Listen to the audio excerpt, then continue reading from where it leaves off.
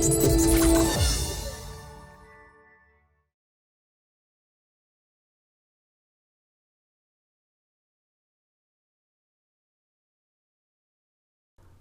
is up? What is going on? My name is Arvind Ramkrishna, and welcome to Driven to Draw, where we teach folks like yourself about how to be creative through the act of drawing.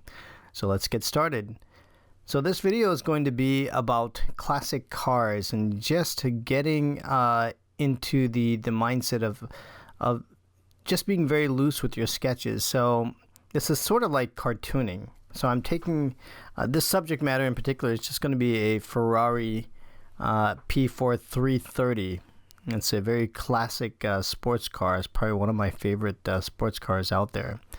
And I'd actually drawn a very large version on newsprint, which was, I've got to show you that one in the future. But that one was more of a forced perspective view. And what I'm going to be doing here is just going through that exercise of just doing a side view and just trying to understand the proportions and the proportions of the sports car in itself. So as what you're seeing me do here is I'm sort of taking the wheel, defining what that wheelbase is, and I'm just making sure that I've got the wheel spacing that is correct between the front and the rear wheels. And what I've got here is about 2.5, a little less than 2.5 wheel spacings between the two wheels.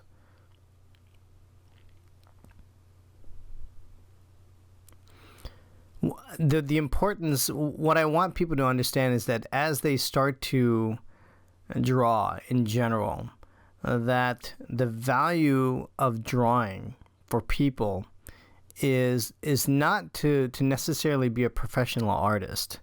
That's not what Driven to Draw is really all about, even though we are going to be teaching a lot of techniques that can help people realize their unrealized potential in drawing. But the main purpose is to get people to think a little bit differently.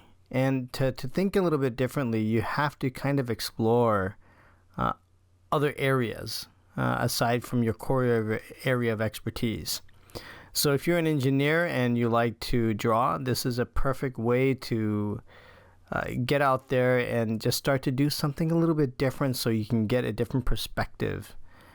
Anytime you learn how to draw, it really facilitates a necessity, I guess, to exercise not only the left side of your brain or the right side of your brain, which is the creative side, but also your left side of the brain, which is the analytical side. I've sped up the video here to about 200% just so that we can kind of speed through some of this stuff, as you've seen some of these examples before. But as I was saying before, was that to exercise your left side of the brain, analytical side, when you start to learn how to draw, that's exactly what you're doing, because there's a non-emotional part. There's a part of your brain that is trying to learn and understand things, that is trying to understand certain rules. So when we start drawing things like side views and start thinking about proportions and start thinking about contrast, start thinking about composition, you really have to switch to the analytical part to really understand what those principles mean. So analytical part, the motor skills and merging the analytical and the creative part is really when design happens. Whether it's going to be drawing or whether it's just going through the act of designing a product or something. And always when you are in school, or if you are enrolling to be a student in industrial design, these are the things that you're going to be learning as far as practical exercises in drawing. And that's what we want to teach people here, that anyone can think outside the box.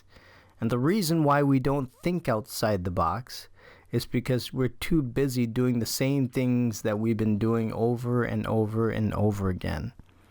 And I want to teach people that even learning something as simple as drawing can help to facilitate a different way of thinking. So anyway, I've been talking through this whole thing as I've been drawing here, so I apologize, but it's really important to kind of understand some of these principles of why it's really important that it's not just about trying to be an artist. It's getting you to observe. It's sharpening your visual abilities and how you observe details. And how you observe details is directly transferable to other areas that you work in. And plus, man, I tell you what, drawing is so darn relaxing, isn't it? I mean, to be able to pick up something from a piece of paper and just create something from nothing, you can't get any more economical than this. To pick up a Sharpie pen and just to draw. It's so cool. I can't tell you how liberating it really is to be able to do something like that. It's so relaxing and it's therapeutic almost. So as you see, I've got everything down. This is just a hatching exercise here as I start to shade. And notice that when I start shading, I go in parallel lines and making sure that everything is sort of consistent in one direction.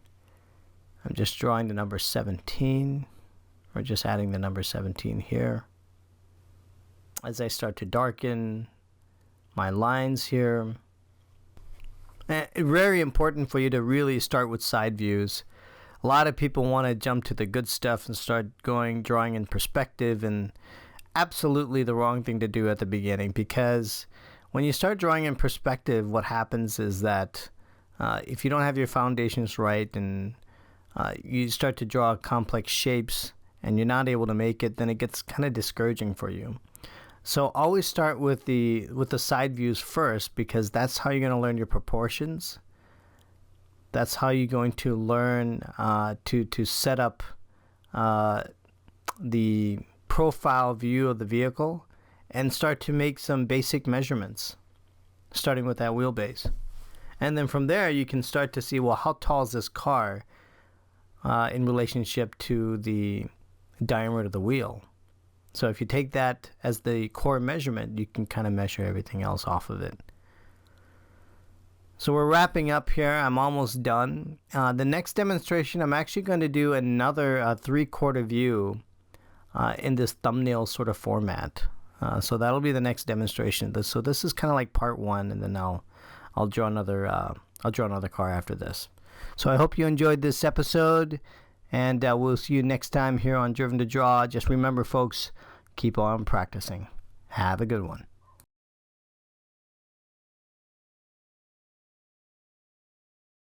So if you're enjoying all the content you're seeing so far and you want to learn more about creativity, being creative, then be sure to subscribe. Subscribe. Take it. Learn. Create. Click on it. Subscribe. Do it. Now. Click on it. Click. So what are you waiting for? Subscribe. I tried. Subscribe.